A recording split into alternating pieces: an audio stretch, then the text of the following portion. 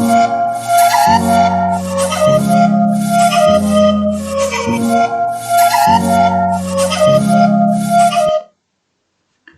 hello guys, welcome to my channel Himachali Wisdom. So in the last lecture we discussed about the president of the India, that one of the executive part of the our Indian Parliament. तो हमने president के बारे में पढ़ा था last lecture में, and अगर आपको वो वीडियो देखना है तो मैं आपको आई बटन पे लिंक दे दूँगा, आप वहाँ पे जाके मेरे वीडियो को देख सकते हो।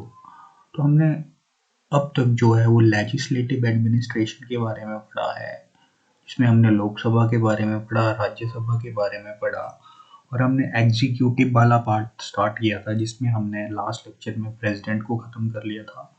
और आज हम पूरा एग्जीक्यूटिव का पार्ट ख़त्म कर देंगे इंडियन पार्लियामेंट का, जिसमें प्राइम मिनिस्टर्स को हम पढ़ेंगे, कैबिनेट मिनिस्टर्स को हम पढ़ेंगे, और the vice president of India को पढ़ेंगे। So let's start the video.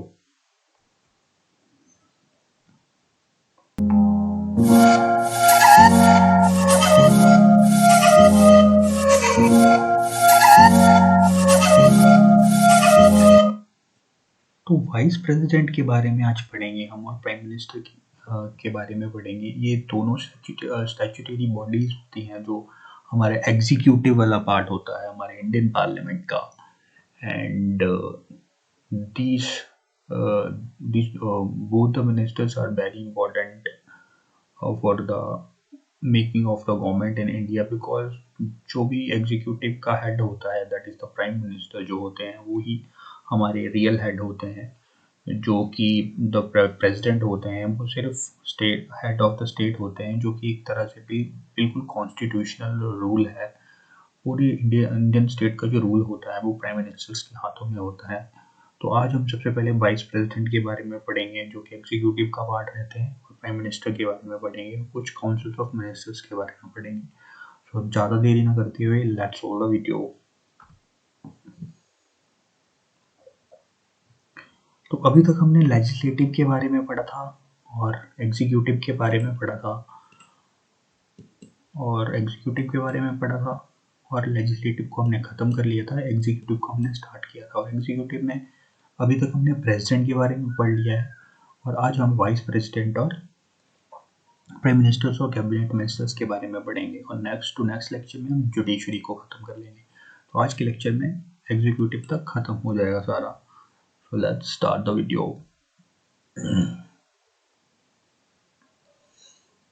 तो जैसा कि मैंने आपको बताया कि जो एग्जीक्यूटिव होता है उसमें प्रेसिडेंट और वाइस प्रेसिडेंट, प्राइम मिनिस्टर रहते हैं, काउंसिल ऑफ मिनिस्टर्स रहते हैं, और अटॉर्नी जनरल ऑफ इंडिया रहते हैं। आज के लेक्चर में हमने प्रेसिडेंट को पढ़ लिया था, आज के लेक्चर में हम वाइस प्रेसिडेंट के बारे में पढ़ेंगे, प्राइम मिनिस्टर्स के बारे में पढ़ेंगे, और काउंसिल ऑफ मिनिस्टर्स के बारे में पढ़ेंगे।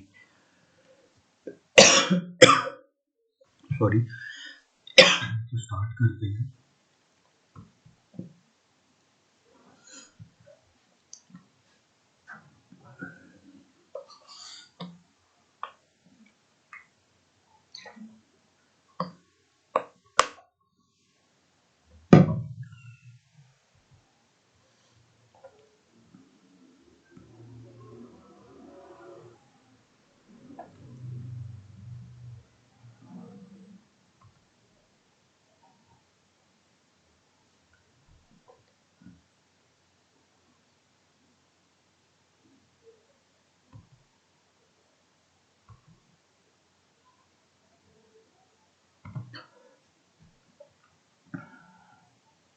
तो स्टार्ट करते हैं the vice president of India से।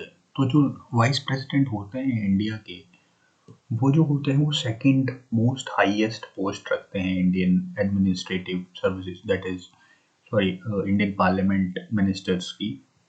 तो प्रेसिडेंट के बाद जो सबसे हाईएस्ट पोस्ट होती है अकॉर्डिंग टू द कॉन्स्टिट्यूशन, वो रहती है वाइस प्रेसिडेंट की। एट प्रेजेंटली जो वेंकैया नायडू हैं, ये हमारे राज्यसभा के चेयरमैन हैं, और is also the Vice President of India, as we have already discussed that Vice President of the India is also act as a ex officio chairman of the Rajya Sabha. तो article number 63 के according to the constitution बोलता है कि हमारे India में vice president होना चाहिए, जो कि सेकंड हाईएस्ट ऑफिसर रहता है इंडिया का। आल्सो हमने ऑलरेडी ये भी डिस्कस किया था कि जो वाइस प्रेसिडेंट होते हैं वो एक्स ऑफिशियो चेयरमैन होते हैं राज्यसभा के, according to the article number 64 of the constitution.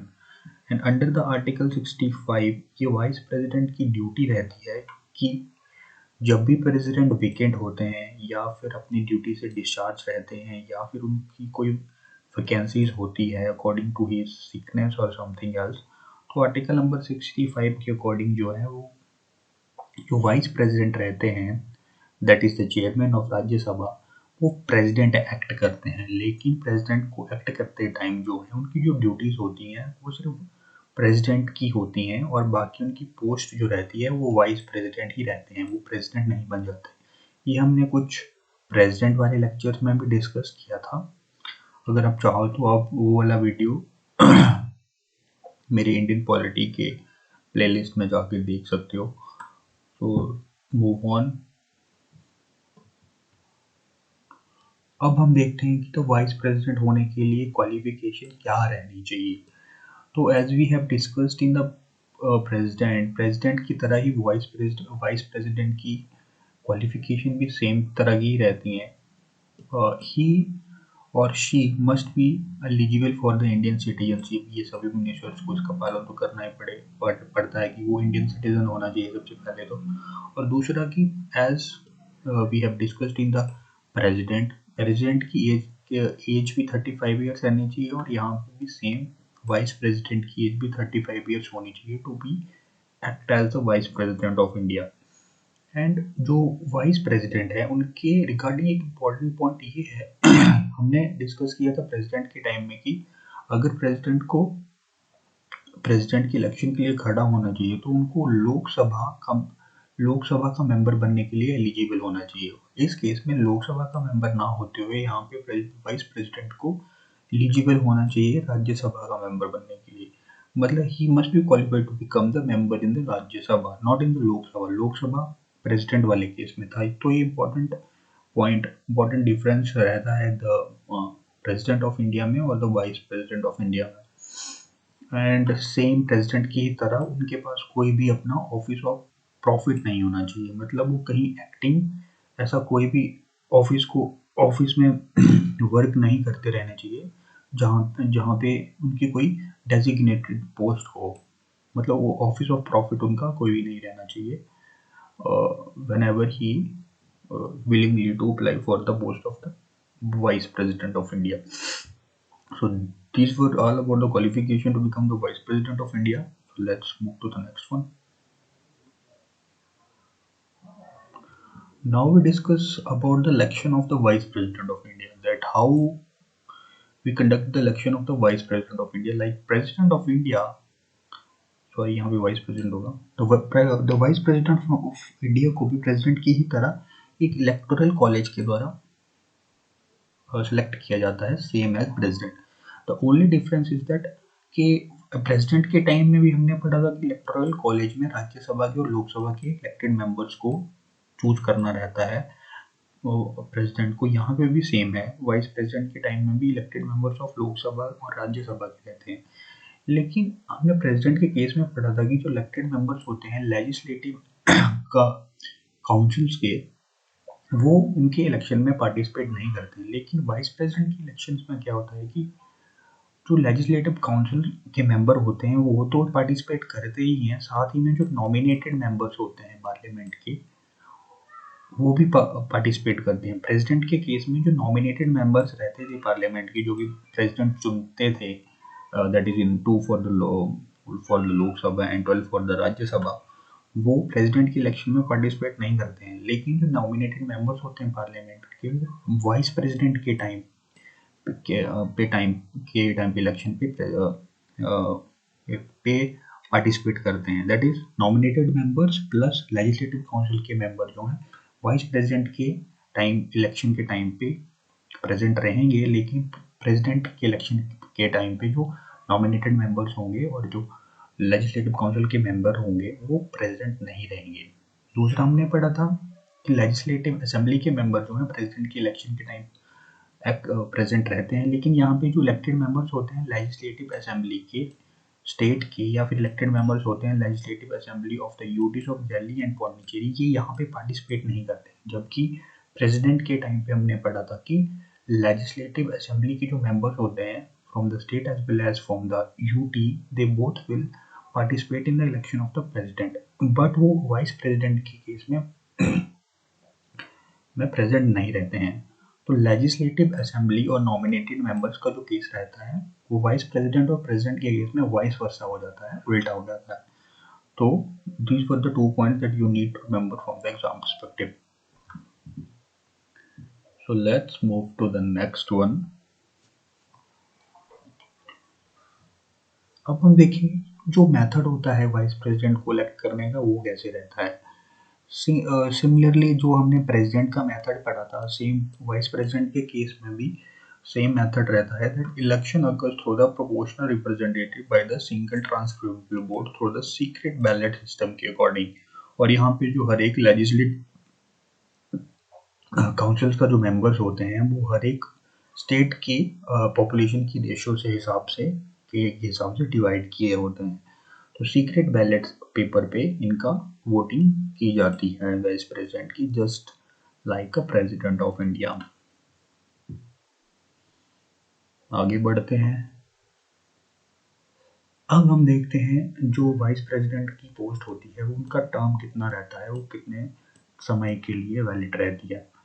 तो same as the president of India की तरह इनका जो भी ऑफिस होता है वो भी 5 साल तक के लिए वैलिड रहता है। एंड अगर वो चाहें तो वो रिजाइन कर सकते हैं किसी भी टाइम राइटिंग में प्रेसिडेंट को।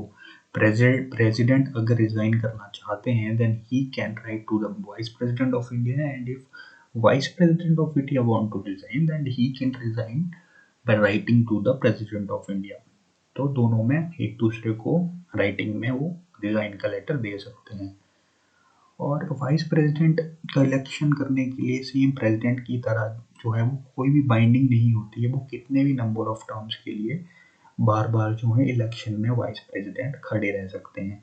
फॉर एग्जाम्पल अगर वेंकैया नायडू जो है वो अपना 5 साल का टेनर पूरा करने के बाद फिर से चाहें कि अगर वो वाइस प्रेसिडेंट के इलेक्शन के लिए खड़े हो then he can resume his post after winning the election.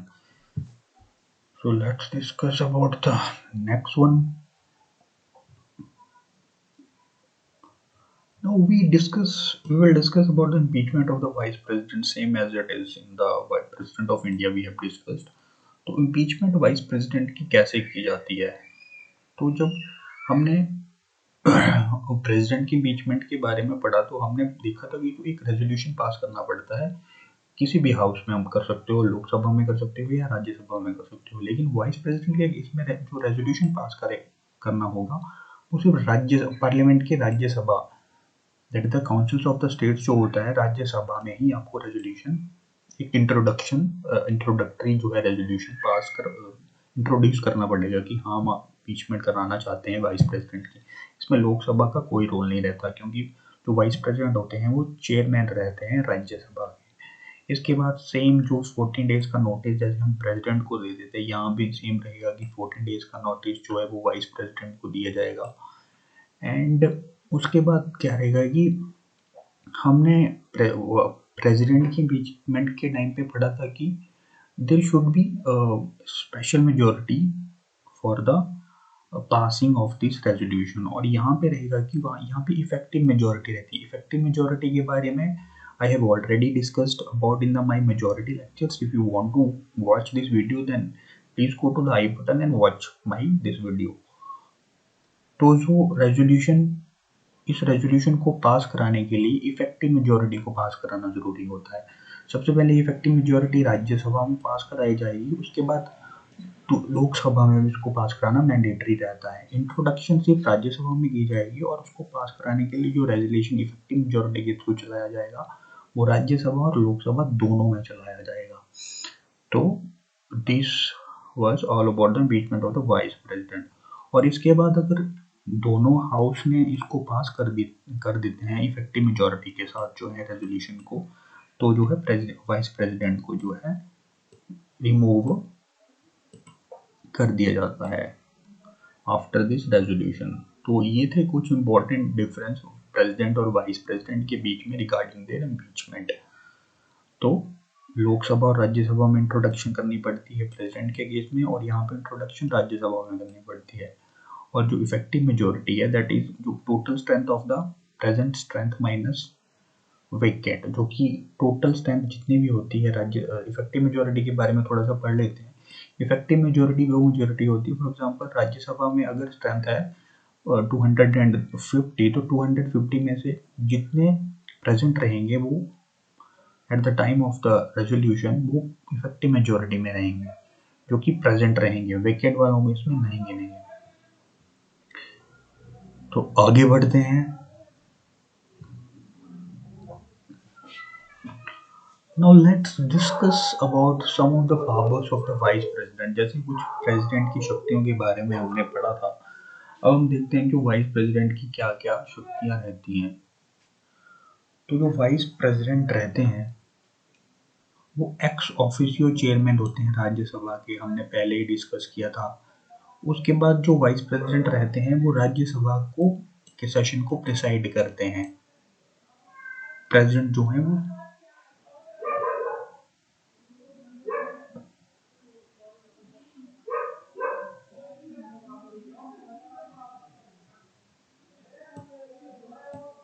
President जो होते हैं वो सेशन ऑफ द राज्यसभा को एड्रेस करते हैं। इसके बाद जो वाइस प्रेसिडेंट होते हैं वो अकॉर्डिंग टू आर्टिकल हमने जो 65 पढ़ा था उसके अकॉर्डिंग जो है वो वाइस प्रेसिडेंट जो रहते हैं वो प्रेसिडेंट की ड्यूटी को जो है वो परफॉर्म कर सकते हैं। और when performing the duties of the president he does not perform his duty as chairman of Rajya Sabha, that function is performed by the vice chairman of the Rajya Sabha। और इस यहाँ पे एक बात ध्यान रखने वाली है कि जो वाइस प्रेसिडेंट जो होते हैं प्रेसिडेंट की ड्यूटीज को परफॉर्म कर रहे होते हैं, तो उनकी जगह पे जो चेयरमैन की पोस्ट रहती है राज्यसभा की वो वेकेंट ना हो, इसके लिए जो वाइस चेयरमैन रहते हैं राज्यसभा के वो उनके स्थान पर एक्ट करते हैं, उनकी ड्यूटी को परफॉर्म करते हैं। तो these were the powers of the vice president of the India.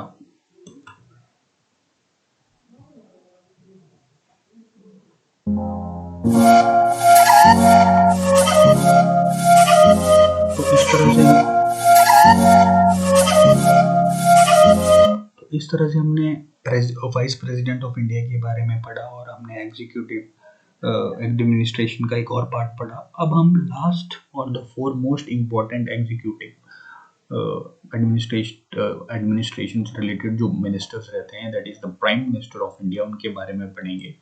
So currently the Prime Minister Modi, Narendra Das Modi, is the 14th Prime Minister of the Indian Constitution, that India, and here is the picture of Narendra Damodar Das Modi, very popular person in India right now. So according to Article number 75 जो रहता है वो इसके द्वारा प्रावधान है कि president जो रहेंगे वो प्राइम मिनिस्टर को अपॉइंट करते हैं और प्राइम मिनिस्टर की एडवाइस पे वो काउंसिल ऑफ मिनिस्टर को प्राइम मिनिस्टर की एडवाइस पे अपॉइंट करेंगे। तो जो प्राइम मिनिस्टर होते हैं ये रियल एग्जीक्यूटिव हेड होते हैं किसी भी इंडियन कंट्री के। तो ये रियल एग्जीक्यूटिव हेड होते हैं कंट्री के। जस्ट लाइक द प्रेसिडेंट जो प्रेसिडेंट होते हैं वो हेड ऑफ द स्टेट रहते हैं, लेकिन जो गवर्नमेंट के असली हेड होते हैं इंडिया में वो प्राइम मिनिस्टर ही रहते हैं। मतलब जितने भी पावरफुल ड्यूटीज होती हैं ये प्राइम मिनिस्टर के अंडर ही वेस्ट होती हैं। So he is the real executive head of the country.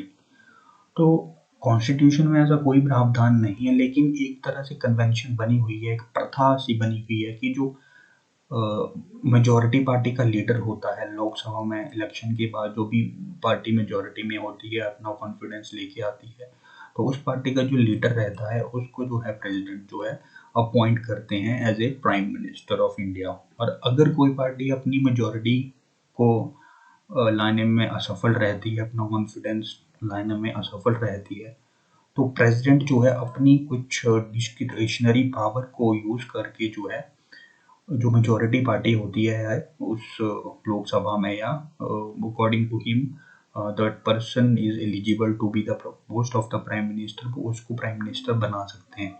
लेकिन किसी भी केस में जो रहता है वो उस पार्टी के मेंबर को, उस पार्टी के लीडर को जो है वो कॉन्फिडेंस पास करना ही पड़ता है लोकसभा में, तभी वो प्राइम मिनिस्टर बन सकता है। Now let's just discuss about next one.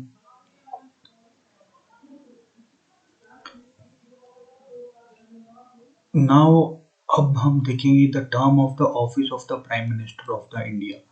तो प्राइम मिनिस्टर ऑफ इंडिया का जो टर्म रहता है वो कितने सालों तक रहता है, कितने समय तक रहता है, उसके बारे में हम पढ़ते हैं।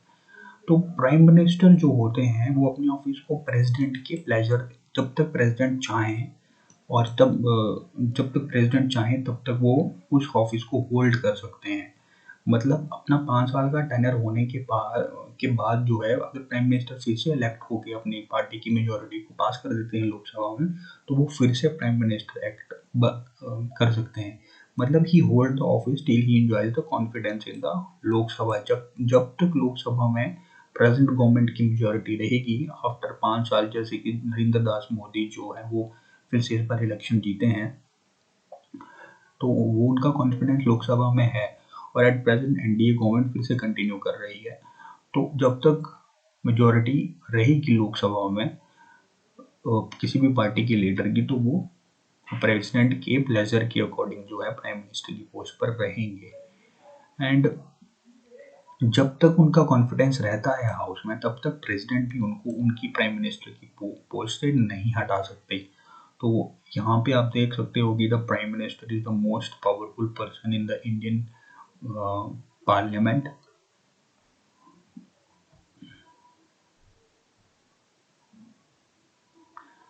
अब हम देखते हैं काउंसिल ऑफ मिनिस्टर्स के बारे में।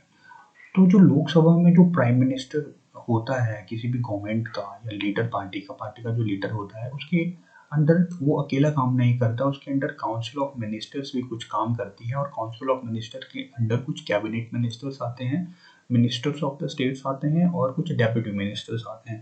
तो उनके बारे में हम डिस्कस करेंगे। तो जो काउंसिल ऑफ द मिनिस्टर्स होते हैं वो प्रेसिडेंट के द्वारा अपॉइंट किए जाते हैं, लेकिन प्रेसिडेंट को ये बाइंडिंग है कि वो एडवाइस ले प्राइम मिनिस्टर की। तो प्राइम मिनिस्टर एक तरह से आप बोल सकते हो कि वो पीछे से प्रेसिडेंट को एडवाइस करते हैं कि काउंसिल ऑफ मिनिस्टर्स में कौन कौन रहना चाहिए। तो according to the article 75 of the constitution there should be prime minister of India and the council of जो मिनिस्टर होगी वो डायरेक्टली कोलेक्टिवली रिस्पॉन्सिबल होगी लोकसभा के कार्यकारी किसी भी कार्य को करने के लिए। और जो प्राइम मिनिस्टर होंगे उन्हीं के एडवाइस पर जो प्रेसिडेंट होते हैं उनका पोर्टफोलियो, और जो प्रेसिडेंट होते हैं वो मिनिस्टर्स का पोर्टफोलियो, मिनिस्टर्स को कौन कौन से डिपार्टमेंट देने चाहिए, और कि अगर पोर्टफोलियो किसी डिपार्टमेंट से दूसरे डिपार्टमेंट में सफल अगर वो किसी मिनिस्टर को करना चाहते हैं, तो on the advice of the president, on the advice of the prime minister, the president can have to do that. तो प्राइम मिनिस्टर, अगला पॉइंट देखते हैं। तो प्राइम मिनिस्टर होते हैं वो किसी भी टाइम, किसी भी समय पर किसी भी काउंसिल ऑफ मिनिस्टर को अगर कोई वैलिड रीजन है तो उसको रिजाइन करने के लिए बोल सकते हैं, और ये एडवाइस ये प्रेसिडेंट को देंगे और प्रेसिडेंट उनको रिमूव कर देंगे। तो इस तरह आप देख सकते हो कि जो प्रेसिडेंट है एक तरह से सिर्फ उनका नाम की ही पावर है, और सारा पीछे से पावर जो इंडियन एग्जीक्यूटिव में है सारी प्राइम मिनिस्टर के पास रहती है। So you can say that the Prime Minister of the India, that is the head of the executive, is more powerful than the head of the state in India. अब आप देखोगे कि तो अगर prime minister किसी time पे resignation देते हैं, तो पूरी की पूरी जो काउंसिल ऑफ मिनिस्टर्स होती है उनकी लोकसभा में, वो पूरी की पूरी भंग हो जाती है, डिसॉल्व हो जाती है। और अब हम नेक्स्ट पॉइंट देखते हैं कि जो काउंसिल ऑफ मिनिस्टर होगी लोकसभा में वो कितनी होनी चाहिए। तो जो काउंसिल ऑफ मिनिस्टर होनी चाहिए, काउंसिल ऑफ मिनिस्टर्स होगी according to the constitution of India, वो टोटल लोकसभा के टोटल मेंबर का जो 15% होता है उनसे ज़्यादा नहीं होनी चाहिए। That is at present there are 545 seats are there in the Lok Sabha. तो लोकसभा में 545 सीट्स का तो 15% होगा, उस उससे ज़्यादा नहीं हो, मैक्सिमम 15%, 545 का 15% ही काउंसिल ऑफ मिनिस्टर्स का पार्ट होगा, उससे ज़्यादा नहीं हो सकता। तो the maximum number of the council of the minister can not be more than the 15% of the Lok Sabha.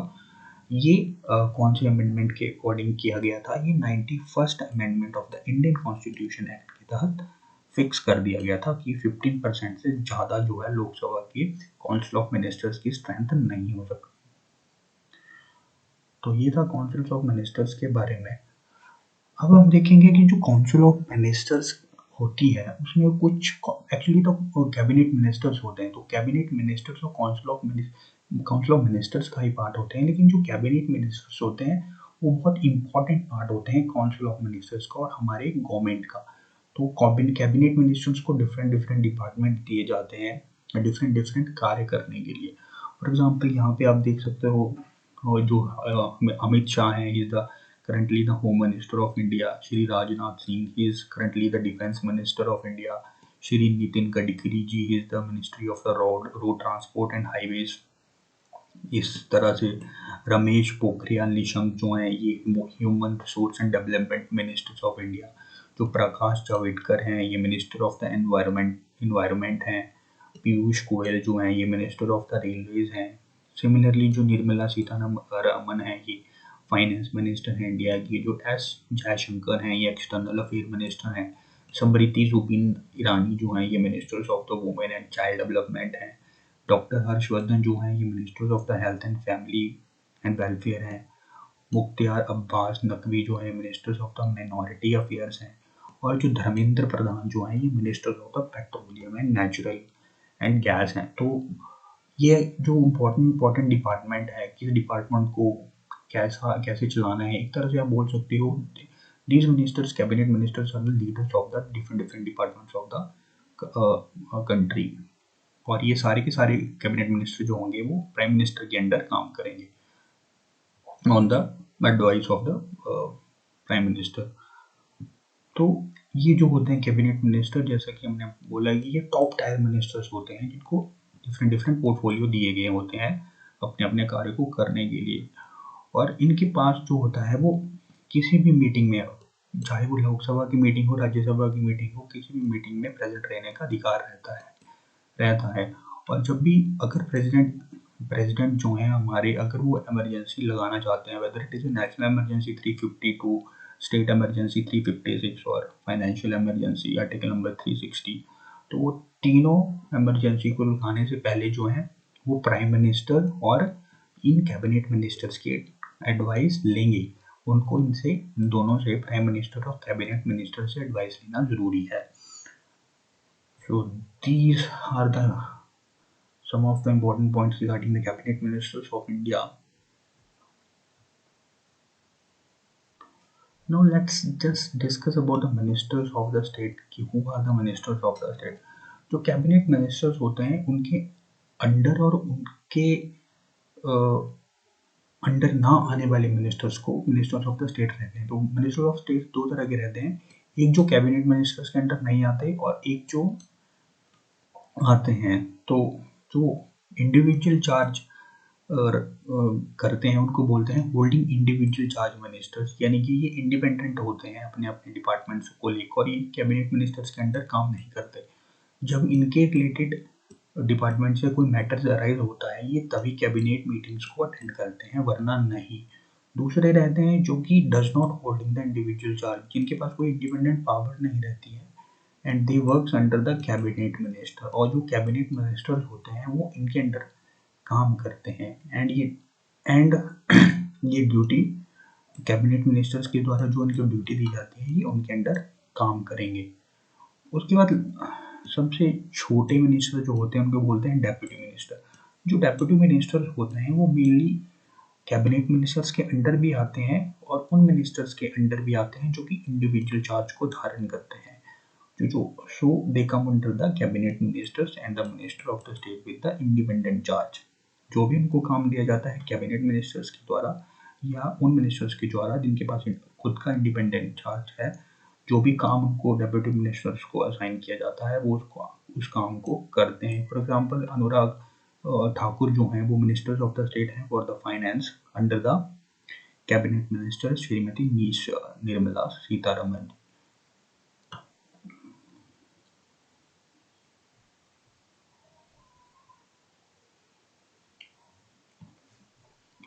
अब हम देखते हैं जो प्राइम मिनिस्टर्स की पावर्स क्या क्या होती हैं, what are the important powers of the prime minister of the India. सबसे पहले जो प्राइम मिनिस्टर्स होते हैं इंडिया के, he is the ex officio chairman of the NITI Aayog. ये नीति आयोग के चेयरमैन रहते हैं, जो कि प्लानिंग कमीशन होता है इंडिया का। जो भी डिजास्टर मैनेजमेंट वगैरह की प्लानिंग करनी होती है या किसी भी चीज़ के रिगार्डिंग, उसके जो हेड होते हैं वो प्राइम मिनिस्टर ऑफ इंडिया होते हैं। इसी प्रकार जो नेशनल डेवलपमेंट काउंसिल रहती है या नेशनल इंटीग्रेशन काउंसिल जो है, या और इंटर स्टेट जो काउंसिल्स होती हैं उनके हेड भी प्राइम मिनिस्टर रहते हैं। और जब प्रेसिडेंट को सम्मन करना होता है पार्लियामेंट को, अगर पार्लियामेंट के दोनों सदनों का सेशन, जॉइंट सेशन बुलाना होता है, तो जो प्राइम मिनिस्टर की एडवाइस को लेके ही बनाते हैं, उनको सम्मन करते हैं। इसके बाद जो प्राइम मिनिस्टर होते हैं वो एडवाइस करते हैं प्रेसिडेंट को कि काउंसिल ऑफ मिनिस्टर्स या कैबिनेट मिनिस्टर्स में क्या क्या कौन कौन रहेगा, किस किस को चूज करना है।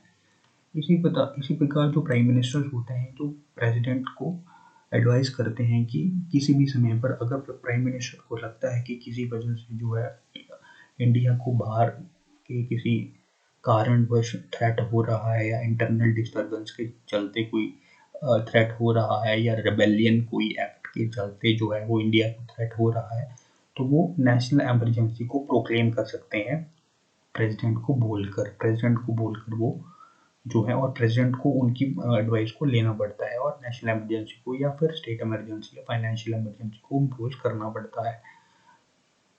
हालांकि प्रेसिडेंट की भी अपनी पावर होती है, लेकिन प्राइम मिनिस्टर जो है जब चाहें जो वो नेशनल किसी भी प्रकार की इमरजेंसी के लिए प्रेसिडेंट को लगाने के लिए बोल सकते हैं।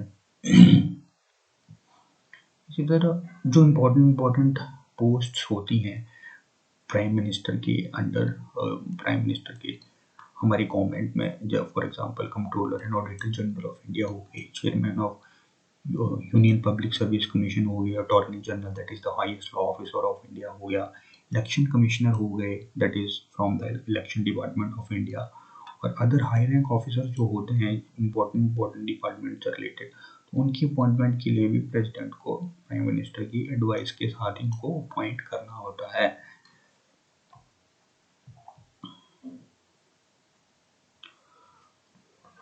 तो आज के लेक्चर में हमने एग्जीक्यूटिव वाला पार्ट खत्म किया, जिसमें हमने द प्रेसिडेंट को पढ़ा, द प्राइम मिनिस्टर को पढ़ा, और इसी तरह आज हमने लेजिस्लेटिव और एग्जीक्यूटिव के दो टॉपिक्स, जो कि इंडियन पार्लियामेंट के तीन में से दो स्तंभ रहते हैं।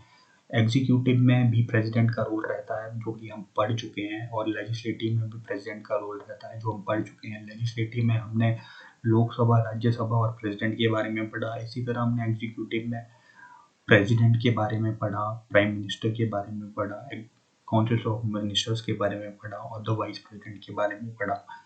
अब हम last topic of the Indian parliament, जो कि तीन स्तंभ होते हैं, लेजिस्लेटिव, एग्जीक्यूटिव एंड जुडिशरी। अब हम धीरे धीरे जुडिशरी की तरफ मूव करेंगे, जो कि हमारा लॉ सिस्टम होता है। हम देखेंगे किस तरह हमारा सुप्रीम कोर्ट वर्क करेगा, डिस्ट्रिक्ट कोर्ट वर्क करता है, हाई कोर्ट वर्क करता है, चीफ जस्टिस ऑफ इंडिया के बारे में पढ़ेंगे, जजेस के बारे में पढ़ेंगे, और उनको कौन कौन अपॉइंट करता है उनके बारे में हम डिस्कस करेंगे।